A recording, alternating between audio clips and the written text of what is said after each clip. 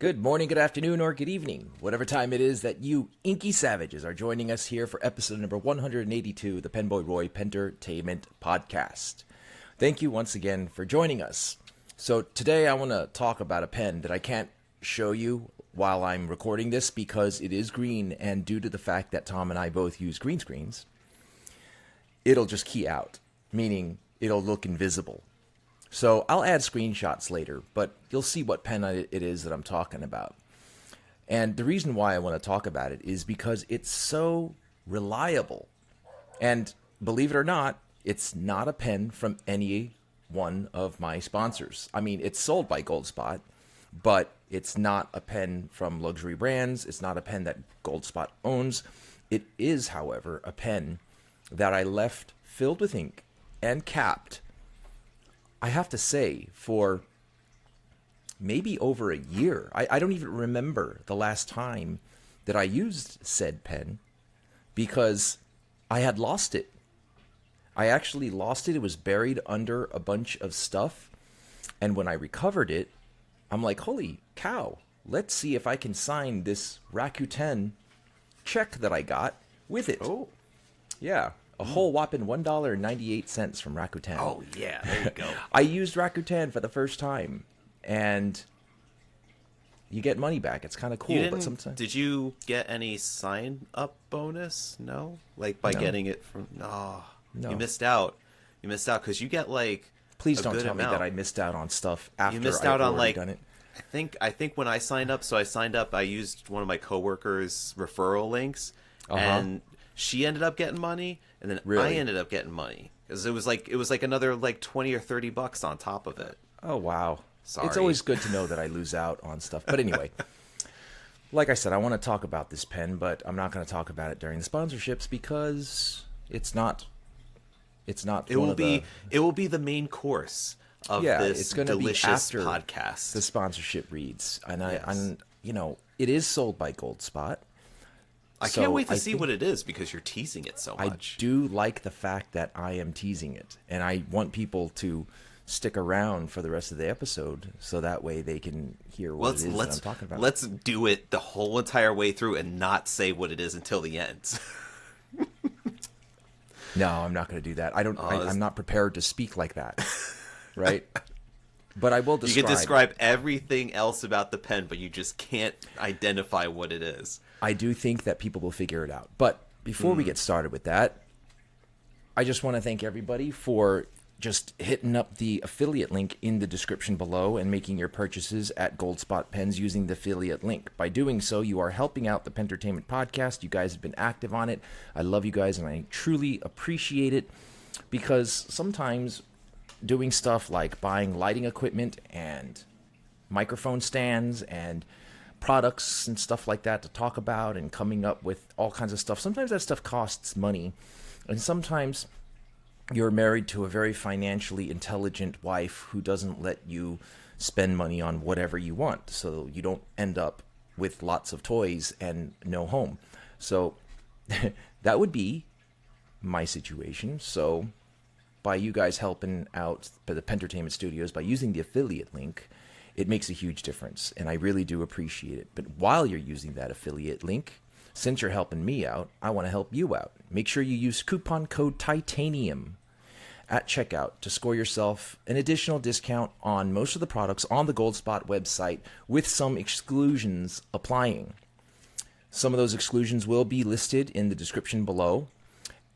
Next is our good friends over at Luxury Brands of America.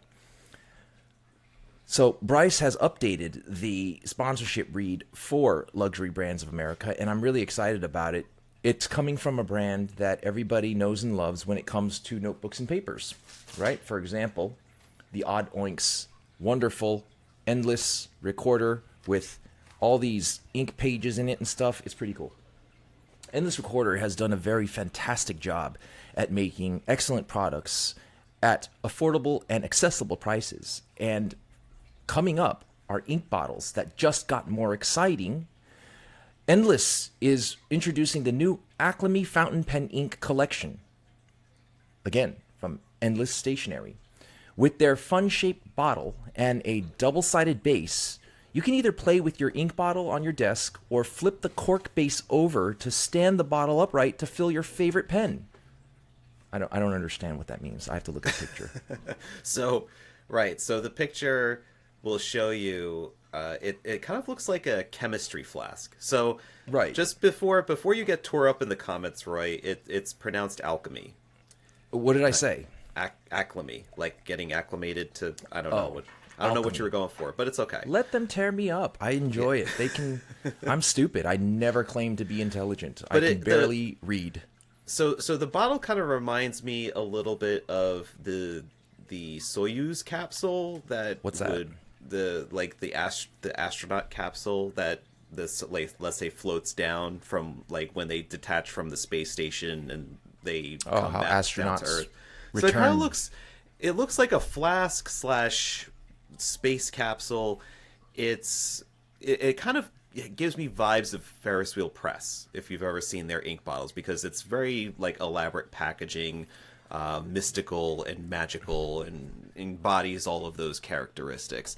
But what really so it's kind of a little bit more functional, I guess, in the alchemy set because of this cork base that you were just referring to. The cork base, it kind of works with the bottle because the one side is just kind of flat and then the other side has a divot in it, so that way the bottle then sits flat on the table, but on the other side you could turn it over, and on the flat side, because of the bottle's unique shape, it would then tilt to one side, which would then make it easier in theory, because I have not physically used these ink bottles yet, but in theory it would be easier to access the ink in the bottle because it's now tipped to one side, and you could kind of stabilize it and be able to put your pen in there as deep as you need to then get the ink. I don't see the Ferris wheel press connection. I mean, they are both, I say, avant-garde in their design, and in that sense, yes, I can see why you would say that. But the Ferris wheel press, I remember the first ink bottle that came out. It was a really cute ball with like the screw cap, and it looked like a fragmentation grenade. This one actually looks like you said, the space capsule that drops down when astronauts are returning to Earth and whatnot. It's kind of cool. So check out the Alchemy inks. I really think that this is really cool. With their fun-shaped bottle and double-sided base. I see what now it makes sense. Well, let me read the rest of this, right? Yeah. Each bottle comes with a story of inspiration of the alchemist, is that right? Alchemist's ability to wield each ink. Did I pronounce that right? Yes. All right. I got good words. Come with us on a journey to discover the new world of alchemy. Alchemy inks from Endless Stationery. All of the Endless Alchemy inks are suitable for use in fountain pens and dip pens. That's good to know, being that it's that's good. It's like there's so much other things about it. It's just like, oh, by the way, they're not suitable for fountain pens or dip pens. They're just right. Can you imagine? It's just this ink that looks right. Pretty. Just no. It is suitable for fountain pens, even though it uses the word alchemy. There's no chemicals in it that will cause anybody to turn into a frog or, change people into animals or put princesses to sleep or anything like that. So don't worry about that. It is totally functional as ink. And please, once again, every time you purchase the new limited edition Rainforest Retro 51 luxury brands exclusive, a portion of the proceeds from the purchase of this pen will be donated to the Rainforest Trust to help protect endangered animals and landscapes around the world. And I think that is a noble cause.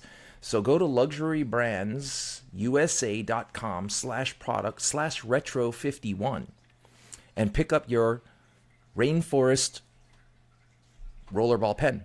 It's got a cute frog on the finial. It's got some nice brushed furniture on it. And I really do enjoy the look of all the leaves and stuff around it. It's really sweet. I think it's worth the cost, especially considering that it has a multifunction. It writes, it makes you feel happy, and it donates to the Rainforest Trust, and I think that's great. Okay, that's all we have for sponsorships for this week's episode of the Pentertainment Podcast. Before we get started with this week's episode, I want to give you guys a quick disclaimer. This podcast is not scripted and therefore will contain potty mouth words, both from Tom and I, mostly from me. So be forewarned. You have been warned. Now, on to the podcast. The PenBoyRoy Entertainment Podcast. Stage 7. All right, so I was talking about a pen that I had just had a very happy experience with. And like I said, I can't really just lift it up because it'll just get keyed out with the green screen more than likely. And we're just not going to talk about the actual identity of the pen until much later. So what I'm going to do is when I do editing, I'm going to overlay this with photos of the pen and stuff like that, so people will already know what it is. But I'm talking about the TWSBI Eco. I have a green one because, as you know, my favorite color is green.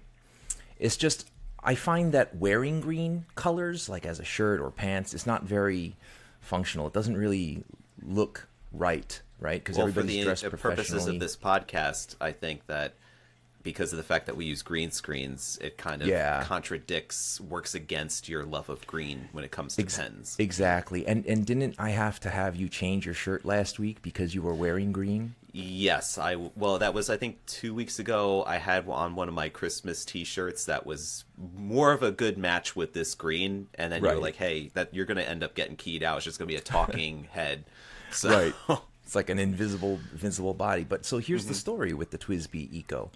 Now, I have to say, I certainly do appreciate the brand, and I appreciate the product that they put out. And they stay true to what they do, what they claim their mission was since the beginning till now, right? So they wanted these filling mechanisms that were always found on more expensive pens to be more accessible to people who don't want to spend $600-$700 or $300 on a fountain pen with a piston filler or vacuum filler, etc.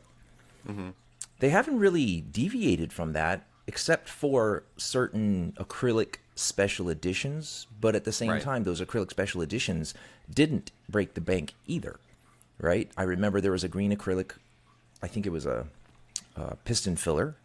I don't think there's been a TWSBI that is over $200 in retail price, no. Where I think that they held true to their mission statement, for lack of a better word, or their mandate was to offer accessible pricing. So I do appreciate TWSBI for that, even though I think the owner treats his retailers and everybody like shit, and he's an asshole. That says nothing about the product. Speaking specifically, narrowly about the product is good. And I can tell you why the product is good is because, as I said earlier, I actually lost my TWSBI Eco somewhere in my office room at home where I record this stuff. I couldn't find it. I literally just could not find the fucking pen. Were you actually looking for it? Did you even realize that you lost it, or it just kind of got shuffled in the thing and you just... No, just for the last I can't remember how many months. It had to have been almost a year. I'm like, well, where the fuck did I put this thing? And then I just like, I'll look for it later. And I procrastinate and then forget to look for it and whatnot. So today I accidentally found it. And I had my first check from Rakuten for $1.98. And I'm like, you know what? Let me sign it. Let me try what happens. Let me see what happens with this TWSBI Eco that I filled, God knows when, with green ink that I'm not even sure what green ink it is anymore. Nondescript green ink, yeah. Right. But the thing is, the pen was still full. So I'm like, it's been a very long time. Let me see if this thing will write as soon as I uncap it. Guess what? It fucking did. It did. Yeah. And I'm like, holy shit, this thing is pretty awesome. Pretty reliable. You got pretty lucky though, because I mean, you have cats, and you had a fully filled fountain pen somewhere, and you didn't know where it was.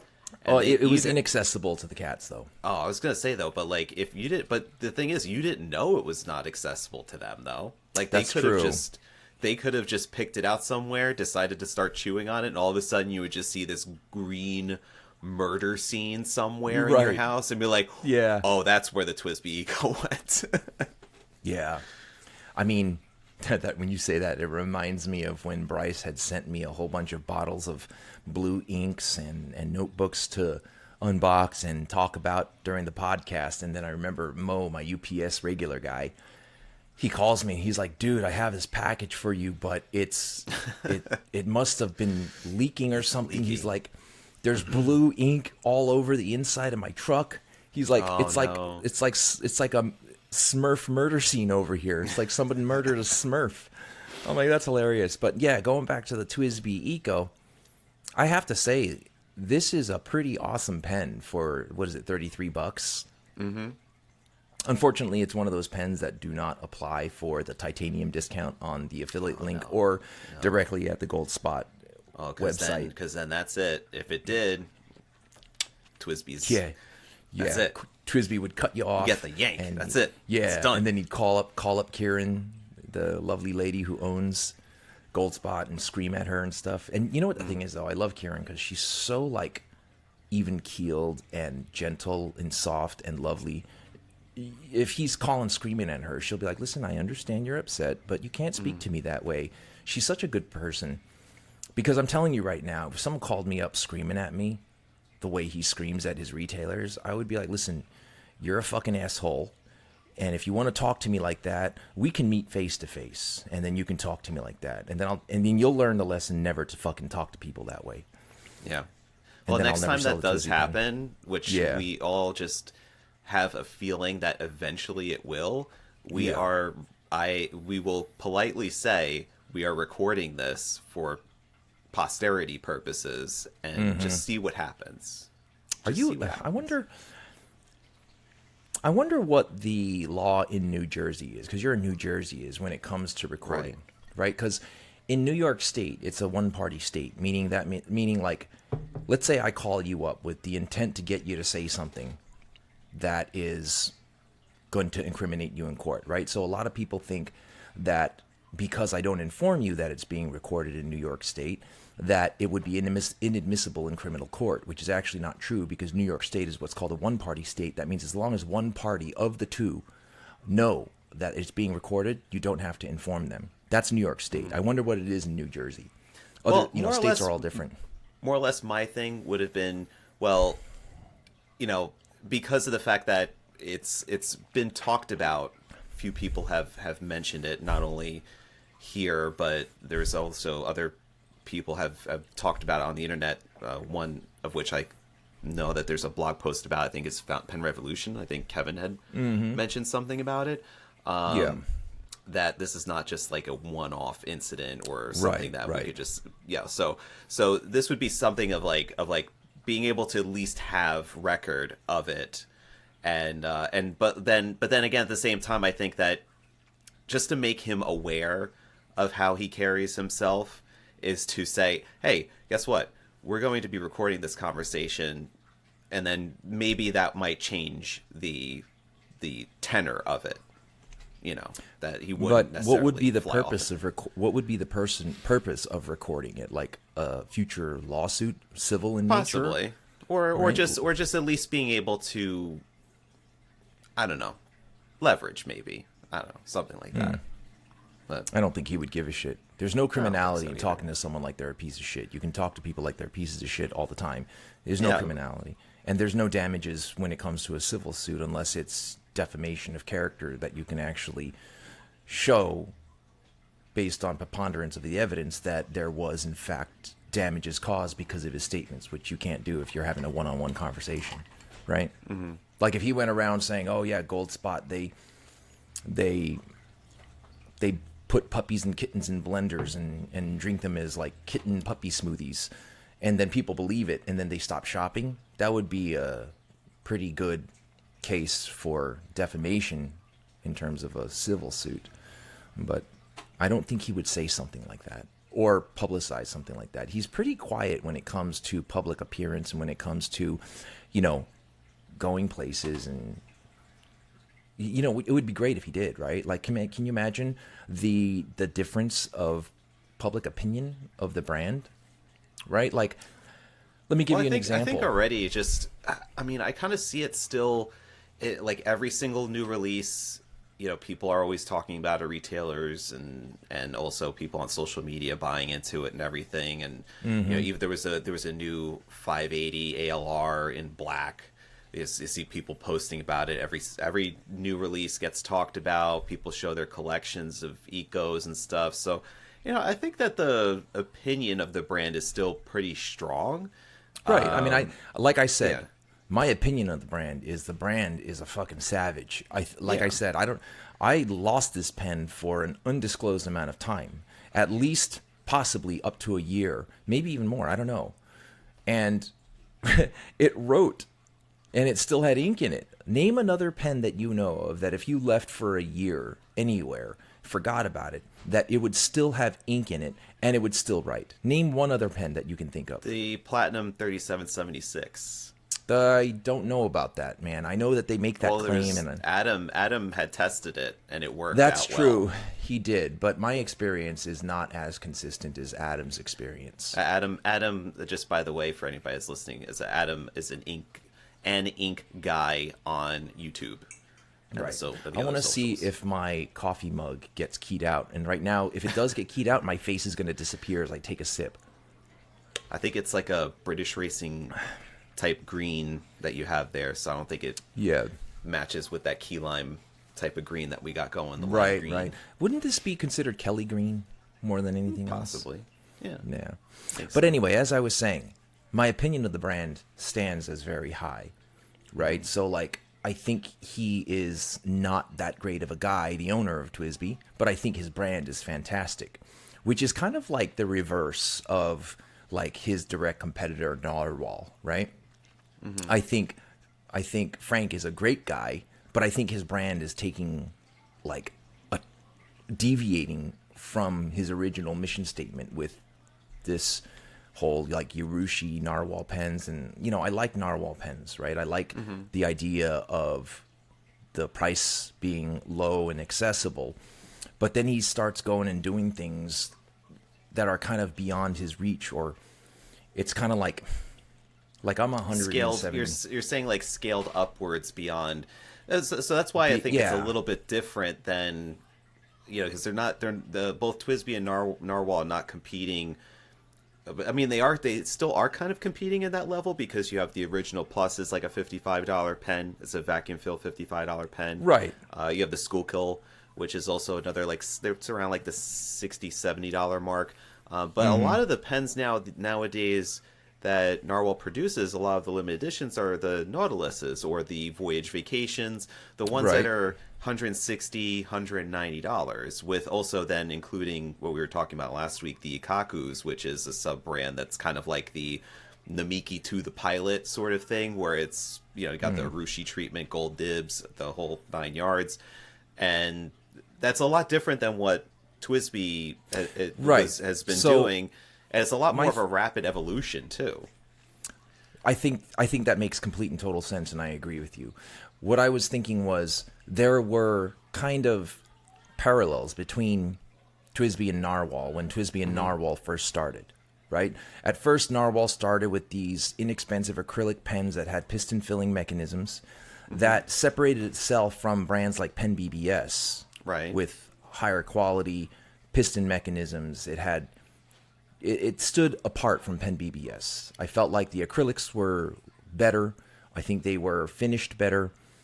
And it was almost like Narwhal was a brand that was TWSBI-esque in its mission statement of accessibility.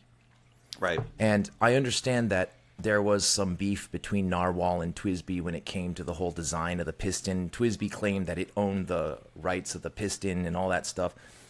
And then Narwhal started doing something interesting. They started going with different types of materials, like the diamond cast materials, right? Which nobody owns, obviously. And, they charged a little bit more. They pushed the envelope and they evolved a little bit more, which I thought was fantastic, right? Because they're separating themselves from the perception that TWSBI and Narwhal are parallel brands competing against each other. Mm-hmm. TWSBI stayed the course. And then Narwhal started deviating from that course, which I'm not saying that's the issue. I'm saying that I think they're stepping into weight category that they don't belong in, right? Okay. So like you're stepping into the Urushi realm. You're stepping into above $600 realm. I wonder. Well, what do you think? What's the reason why that they don't necessarily belong in it? Is it because you feel that they should focus on being more accessible, or is it that you just don't feel like the product is capable of being valued at that level? That's what I feel like. The second I feel like they don't particularly have a product that at least for me, can say is worth the cost, right? Okay. Like if you give me the Urushi Platinum Izumo, okay? They have a long history of making pens and high-end pens, and they've established themselves. They're made in Japan. They're made by artisans. The production of the Narwhal pens is very young, at least from their perspective, or everybody else's perspective. Who knows who's making them, right? And I think he's pretty tight-lipped at who is making it.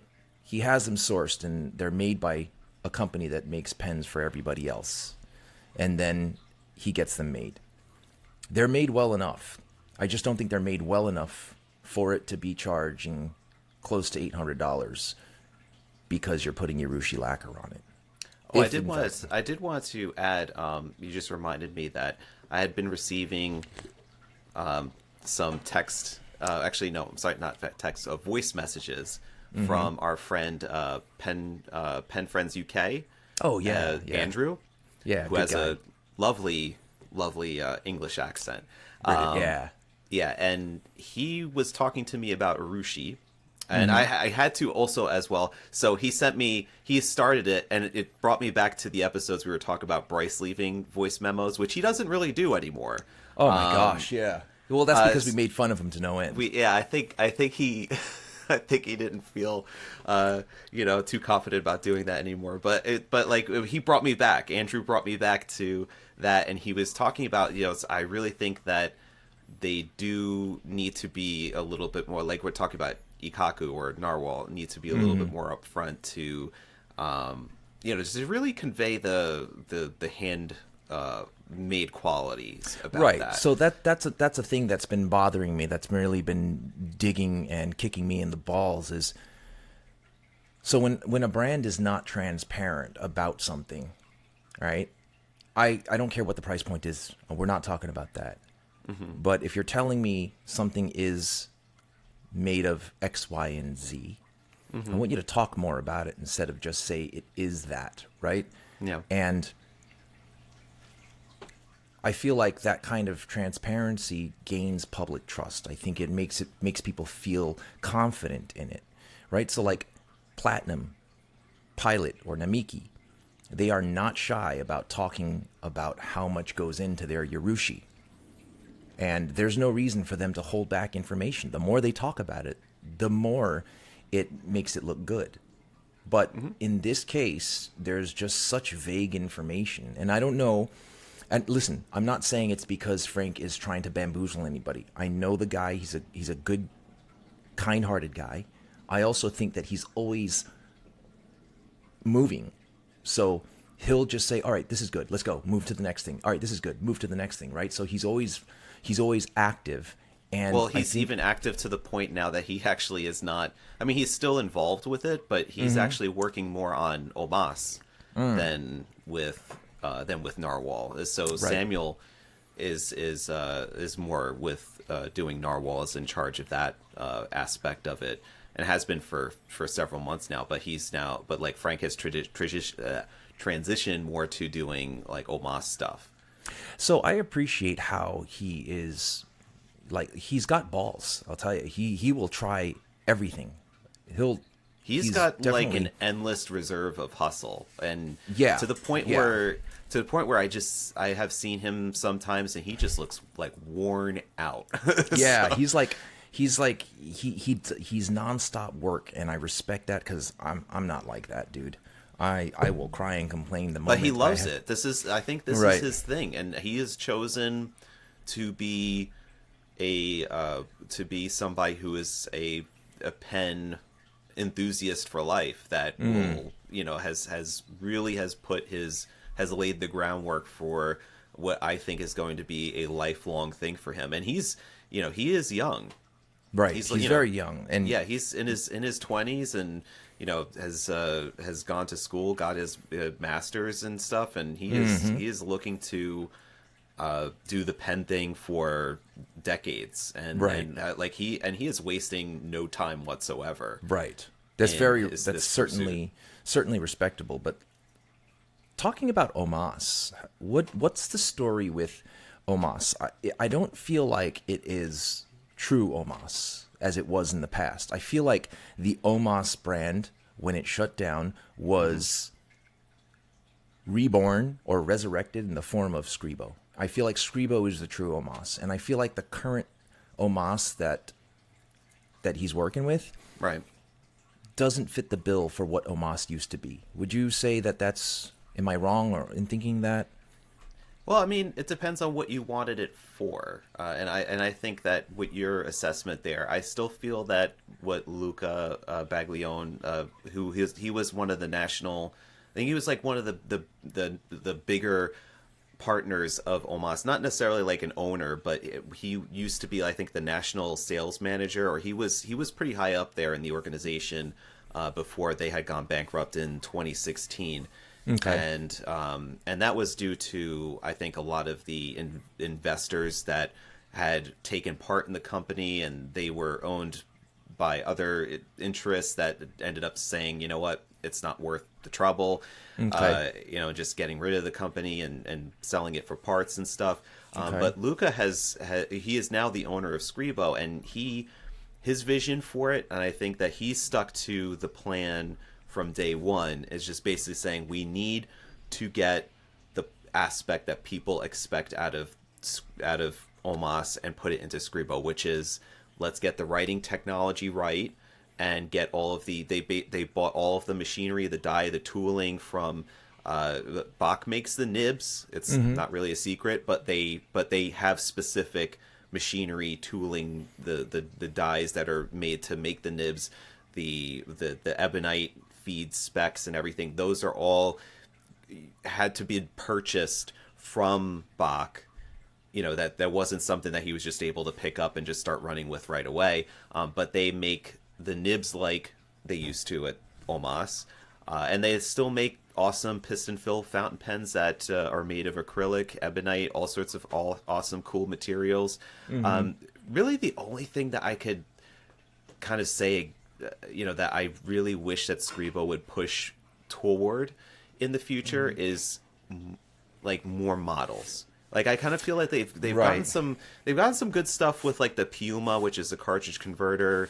They have the Feel, the Ladota, but I kind of feel like that they should have other kind of designs that, let's say, fit differently. And I'm speaking very selfishly in that I want a pen that posts. Right. And really the Piuma, well, the Piuma post? Yeah, the Piuma does post, but not exceptionally well.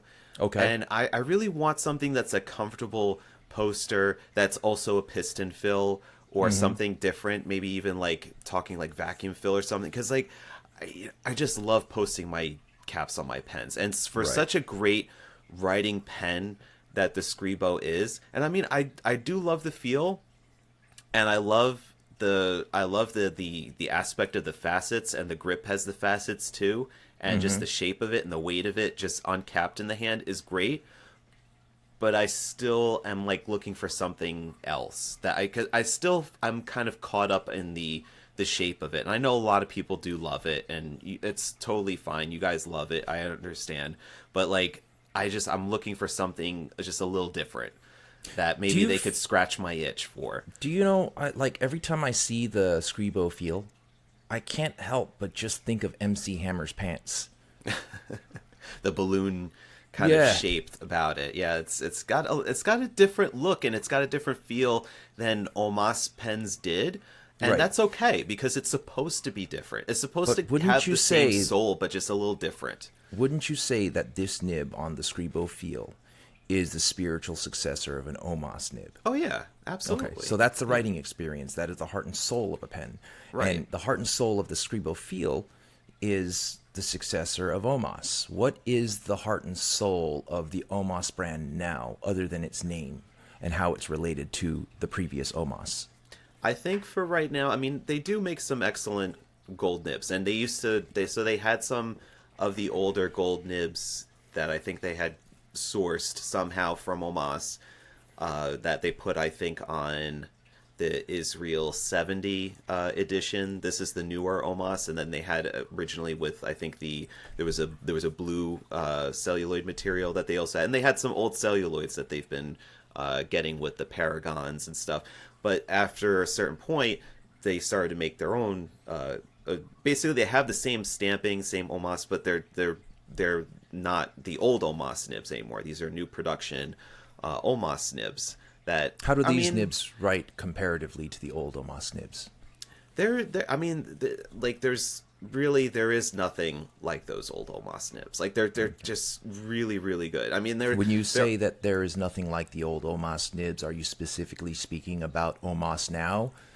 Because we just talked about the Scribo, and the Scribo is the heart and soul of well, Omas. that's what I'm thinking. Is like I feel that what Scribo has, if you're looking for in the writing aspect, that's if you wanted to get something that is a modern Omas, I would just go for that. But the thing is, like, the pens themselves don't look like old Omas pens. The ones that are being produced now by the new Omas, those do have a lot of aesthetic flavor that I feel that matches with what the old brand used to provide.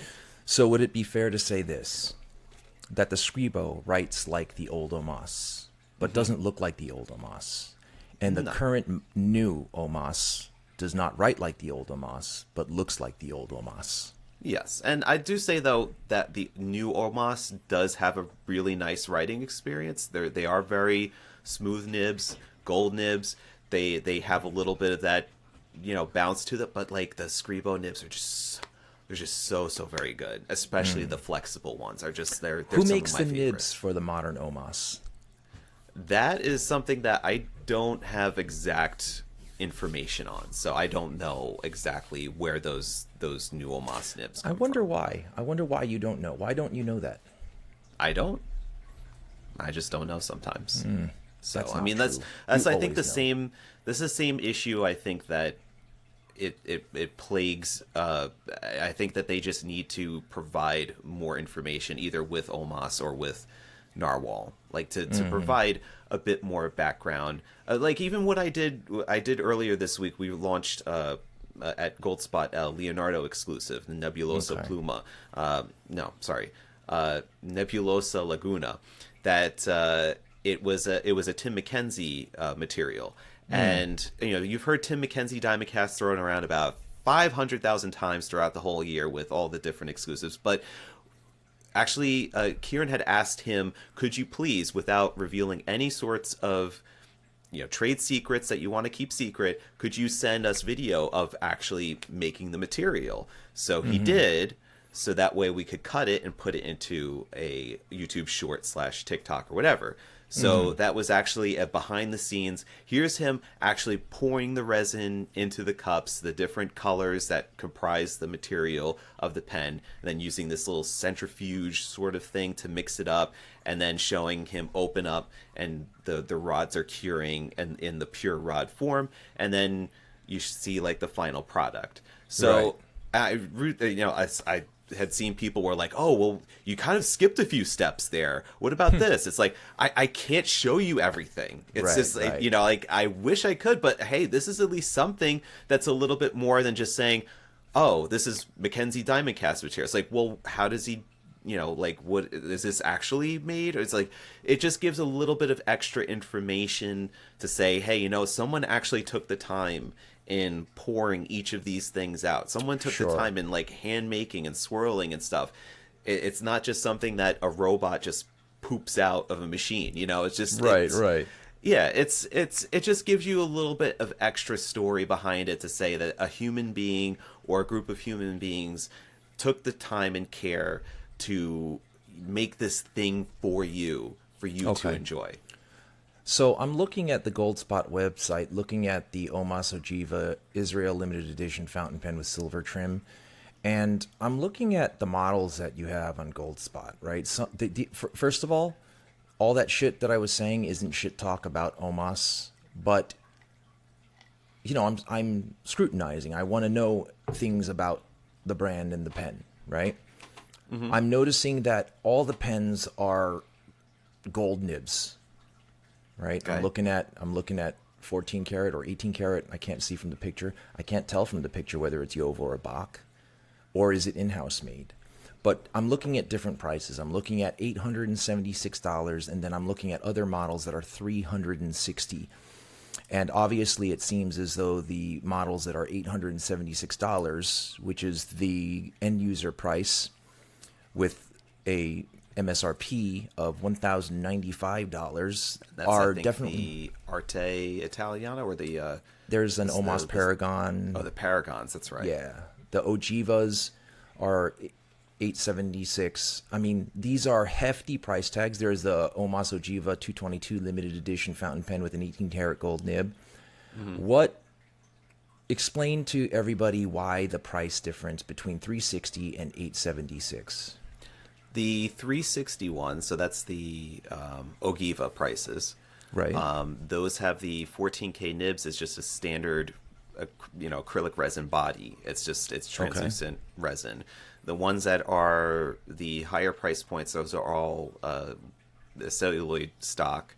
And I think they also have 18K nibs on them as opposed to 14s. I think you're right. I can't tell because I think it's 18Ks. I'm aging poorly and I'm losing my vision. Yeah, but they still both have piston fill mechanisms. It's just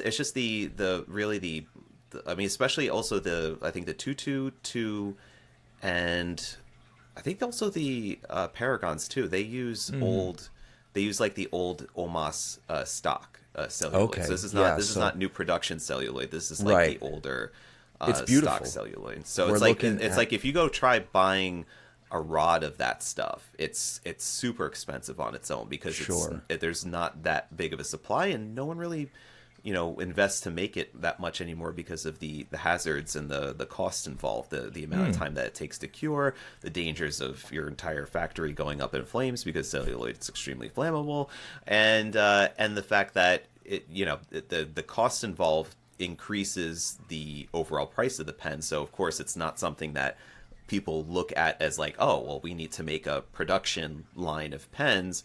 What material do we make out of? It's like this really cost-intensive material called celluloid, where acrylic looks beautiful and is much, much cheaper and safer to make. So that's why a lot of people opt to do it that way.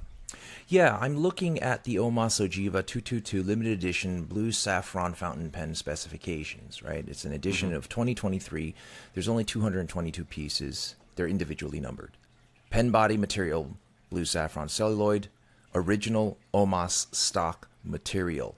And I love that that's included in the description because to me, that is like a relic. It gives me reason to believe that this is definitely worth its cost.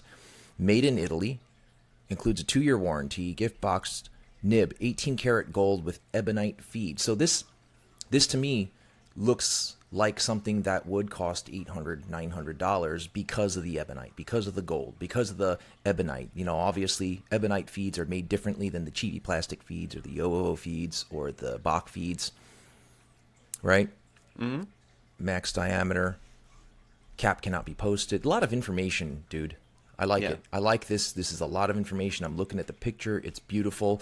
I will not be buying it because I want to stay alive and my wife will not allow it.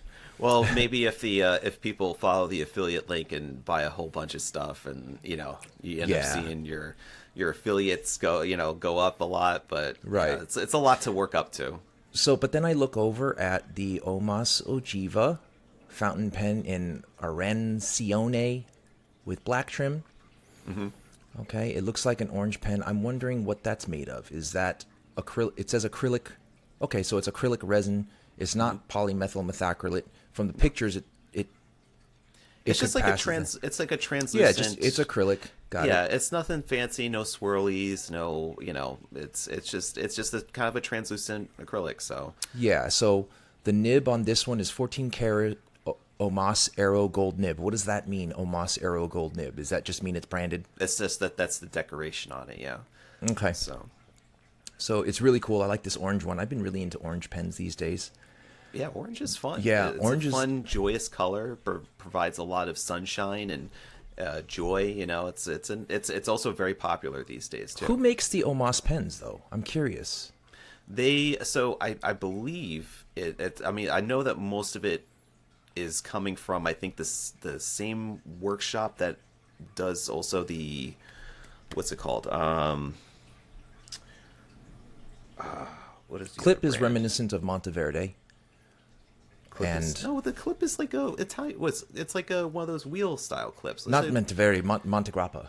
Yeah, I was like saying, like, Montegrappa. Monteverde doesn't do those clips. Right. I mean, listen, this looks exactly like what an Omas pen would look like. I am curious about the writing experience, being that they don't offer any flexible nibs. Mm-hmm. Yeah, I think that would make it a lot. Well, actually, one of the things that I talked about with Frank with the video that we had done, the interview that one time a few months ago, is that they are. I don't think that they have it available yet, but I think Omas is going to be offering a bespoke kind of service. What does that mean? Especially for people who order certain pens. I think the Paragons and up, maybe not the Ogivas, but that they, let's say if you buy a medium point, okay, you want something a little bit like different. You want like a cursive italic, or you want like an architect or something like that. You could actually send it to Omas, get your pen adjusted and ground or whatever, and then they'll send it back to you. Wow. But the thing is, I just don't know. I don't know a lot of the details about it, but they said that we're going to start doing that sort of program on anybody that would buy the newer Omas pens. Or also, too, is that they were opening up services to have your have your previous Omas pen. So your older Omas pens, if you need them serviced, to then send them to the new Omas. That's a fantastic, excellent idea. You know who's been doing that this whole time? Esterbrook. As much as I make fun of them for having like 8,000 colors per month, isn't that kind of just like what Esterbrook has been doing with all of their pens? Well, with the particularly with like offering those specialty nibs too. Yeah. So they're kind of, I guess, taking a little bit out of but they don't offer them right on the pens, and that would be the ultimate convenience, I think, is that if you had a range of nibs for Omas, similarly to what Scribo did, but then I think that would be too much stepping on Scribo's toes, is that if you had a whole range of nibs available to purchase from the onset. But I think what they're going is for a more hand made approach, where they want to have it where if somebody orders a pen, is like, oh, I'm going to buy a broad nib in this Paragon, and then I'm just going to send it to them, and they're going to make it an architect grind for me, or they're going to make it like an italic grind, or add a little bit more flexibility in this. I don't know what whatever that they want to do. They should really probably talk to Brian Holzer at Kenro to figure out how they can do it more seamlessly. I don't think that they'll be discussing anything anytime soon. So yeah, they'll very gently say, "Oh yeah, you're going to copy our idea? Go fuck yourself." It's like, listen, let me go get my friend. It's a great concept of customability that I think is clunky on the Omas side. However it is they execute it, like I buy it and now I got to send it out and then wait for it to come back. It's just too much back and forth, right? They should do it like Esterbrook does it, where it's like, hey, you can buy it from Jump. You know what I mean? Like it's a good concept that I think Esterbrook is able to execute way better than Omas is. And I think that if you're going to try to like do that, do it in a more innovative way, not in a less cumbersome, like customer service intensive sort of way. Right. It seems like if you're going to do it, execute it better. Right. Yeah. Maybe I'm just fucking cranky today, because I was telling you, like, I had a lot of I don't know. I woke up today super kind of just angry for no reason. You know what I mean? It's all It's been so critical about so many different things. Yeah, today. well, I'm always critical about shit, and I wanted to talk about some other stuff, maybe not fountain pen related, but by the way, this is an awesome pen, the Scribo, love it. Awesome. I do want to talk about some stuff that's not necessarily fountain pen related, right? Oh, by the way, my Monteverde, I'm sorry, I keep saying Monteverde. Holy shit. Monte Grappa Copper Mule. It's look how old it looks and look how like ancient it is. Cool. I love it. Yeah, I love it. I don't even want to touch it because I don't want to wipe off the patina because for some reason if I hold this pen long enough, it turns back to like clean.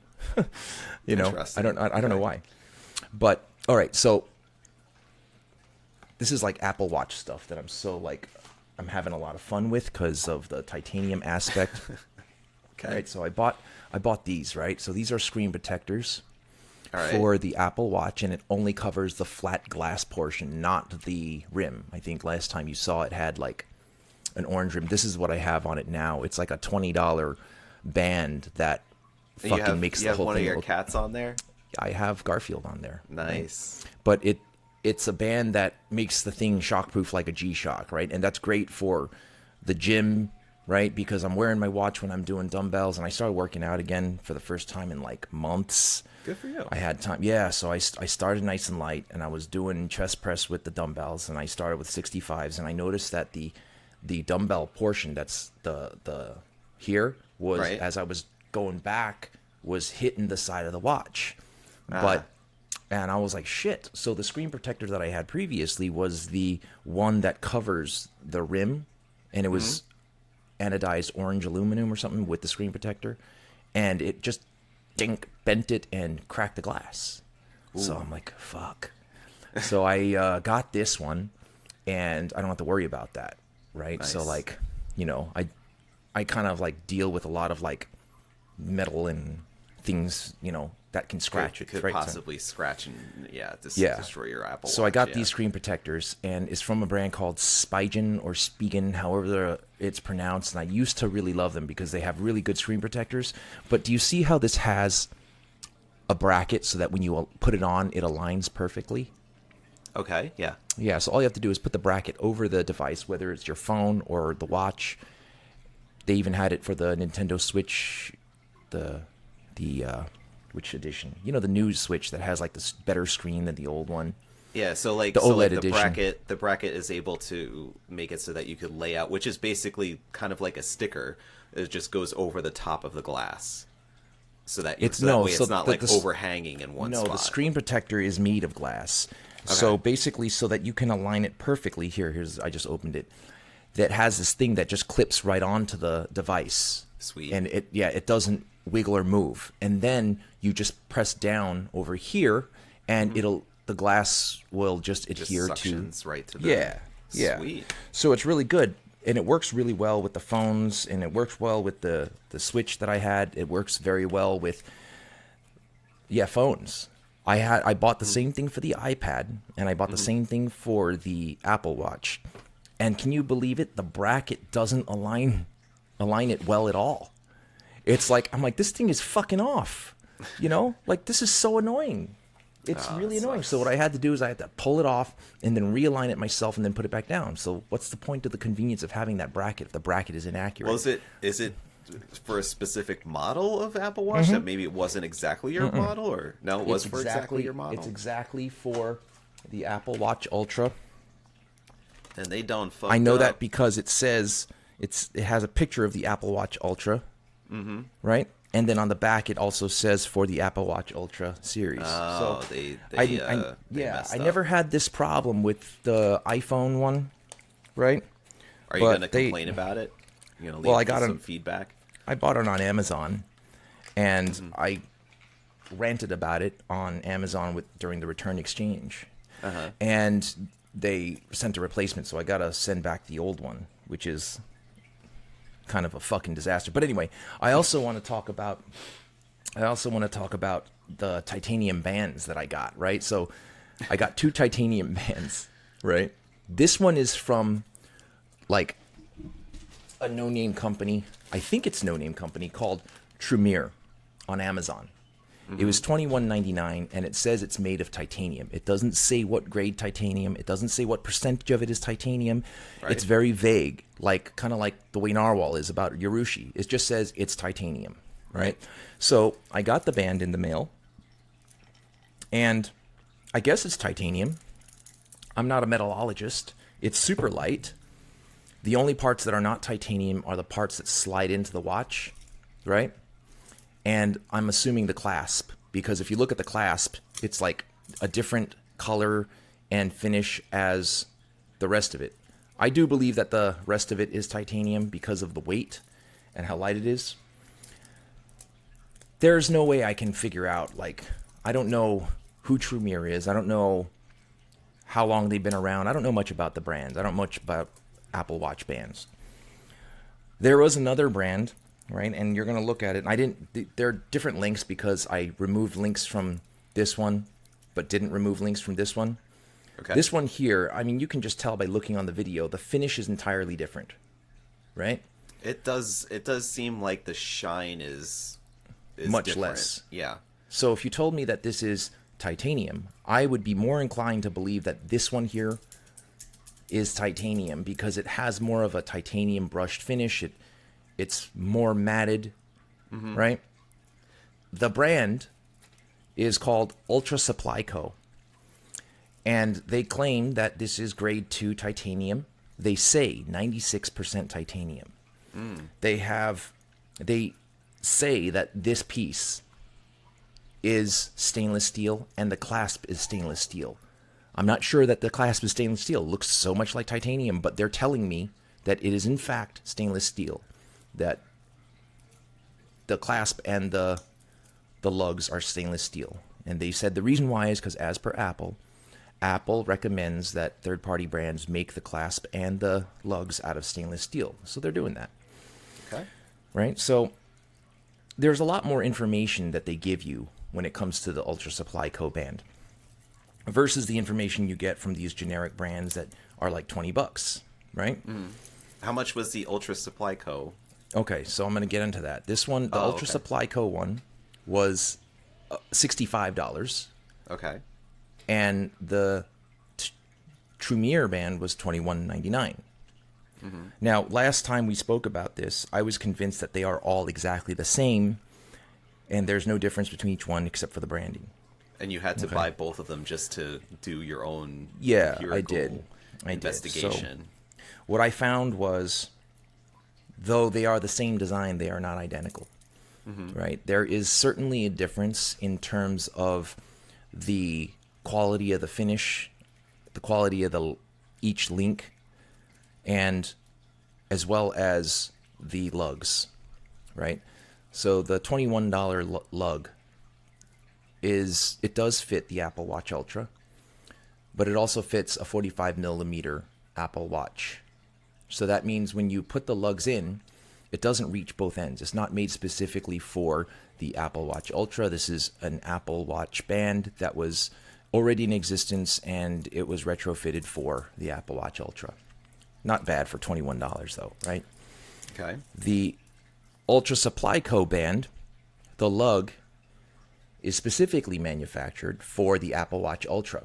So when you slide it in, the edges of it reach the edges of the watch, right? So as per the Ultra Supply Co. company, they have their own manufacturers, they have their own machines, and they can design and create whatever they want whenever they want. They're not simply buying stock parts and then just labeling them, right? So I did ask them about this specific $60, $70 band in particular. Did you design this one? Is this one specifically made by everybody? And they're like, well, this is a very common design that you've seen before, so no. So okay. That made me think, well, then what makes it different than the $21 one? And I asked that to them. And they told me that even though it's not a design that they created, they do have very specific specifications and requirements when it comes to the production of the Ultra Supply Co. $70 titanium band. And that includes the tolerances of each link. That includes the titanium composition. That includes the little pins that go inside, yada, yada, yada, right? Mm-hmm. It's $60, $70 versus one that's $20, right? This is... So, in your opinion, though, do you feel that it's worth then the 3 times amount to then invest in the Ultra Supply Co. one? I wanted to say yes. Okay. But the reason I won't is because of the lugs. The lugs, when you slide it into the Apple Watch, snaps in, locks in, doesn't go anywhere. But there's too much wiggle room. There's about 0.5 millimeter of wiggle room between the end of the lug and the inside of the watch. It just, right? That drives me nuts. And then so when this it is the wiggles, Ultra Supply Co. one. Right. This is the one that is a very superior product except for the lugs. Okay. So as you're wearing the watch, the edge of the lug rocks in and out. So you could actually see the sharp edge of the lug not completely inside the groove of the Apple Watch. And that's a very specific tolerance that maybe they need to work on. If it was snug and fit, this would be otherwise a perfect Apple Watch band for the cost, $70. I would definitely say it was worth it. But the lug is not, it's not refined for something enough. That was designed to fit that specific watch. It could have fit it more snugly. It needs to be more snug. Now on the $21 True one, even though the edges don't reach side to side, the lug doesn't wiggle inside the watch. Right? So it's kind of like they both have their caveats. The Ultra Supply Co. band is definitely a better band overall, but the lug jiggling around drives me nuts, right? And then the Tremere band, the lugs fit better, even though they're a little bit shy on the edges. This just looks way too cheap, though. Look at the scuffing from typing on my keyboard on the clasp, and I'm kind of wondering, being that when I first got the Tremere band, it was like a matte brushed finish, and now it's like shiny like a mirror. I'm wondering, is it truly titanium? And I don't know, I'm not a metallologist, but I know that titanium in China is really cheap. They have the largest source of titanium, yada, yada, yada. I don't know what alloy this is. I hit it with a magnet, and magnets, right, don't pick up titanium. No.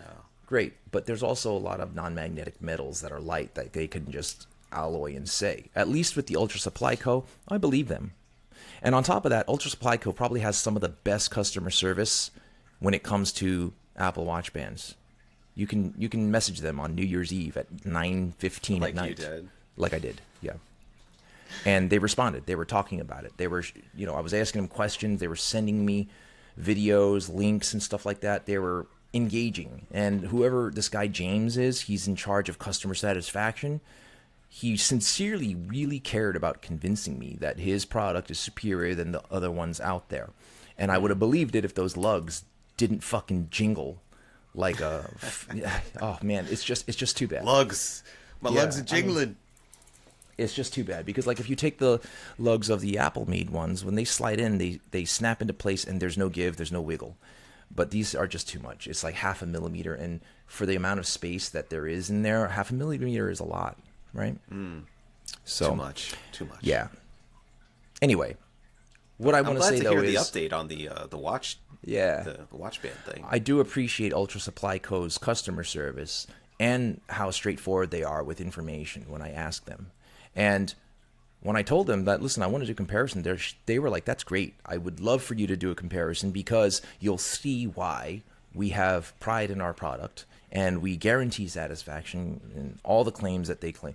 There's people on the other end of the line, right? And so I got another band coming from Sandmark. It was $200. It's grade 2 titanium. It's been tested by third party. You know what I mean? So we'll see what happens. So now we're getting you are going down this other rabbit hole now. Watch titanium watch bands.